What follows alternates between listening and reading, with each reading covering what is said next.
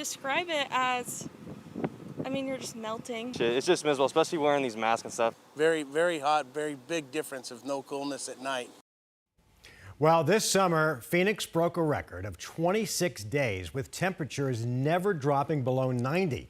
It's officially the hottest summer on record. So what's going on here?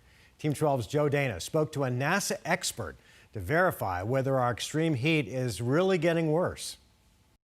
Is it all just in our head? To verify whether the climate is actually getting hotter, or maybe there's something else at play here, say the heat island effect, we went to 3 different sources.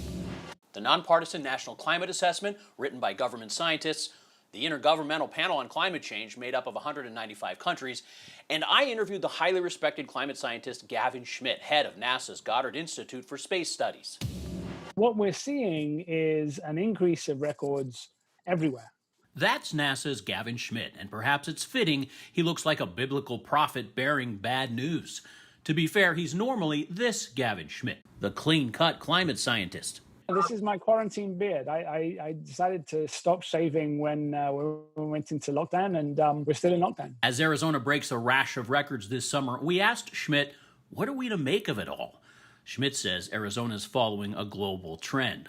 We're seeing records being broken, maybe not every year, maybe not every month, but steadily and slowly they're happening more and more often. In other words, the climate is gradually getting hotter. The most recent National Climate Assessment shows the Southwest and this region around Phoenix has seen the average temperature go up in some places 3 degrees since the 1960s. And what we're seeing is reductions in snowpack, more difficulty maintaining river flow and irrigation. Now, some point to Phoenix's heat island effect, making it appear the planet is getting hotter. Could concrete cities create the illusion of a warming planet? Schmidt says nope. We have actually a lot of data from rural areas where there isn't any problem with the urban contamination. You look for data from the ocean. There's no urban heat island in the ocean.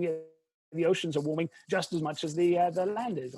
And what about the eye-popping 130-degree day at Death Valley we just saw this week? I wouldn't base too much on a single record at a single station. So we can verify. Individual records don't mean much, but overall trends show that Arizona is experiencing hotter summers. Looking ahead, scientists of 195 countries at the IPCC conclude it'll get worse. What's driving it is the increase in greenhouse gases, and that's mainly carbon dioxide. The IPCC concludes the current pace of human-caused carbon emissions is increasingly likely to trigger irreversible damage to the planet. And that means Arizona will continue to have more extreme summers unless we, and the world, drastically change our habits. Joe Dana, 12 News.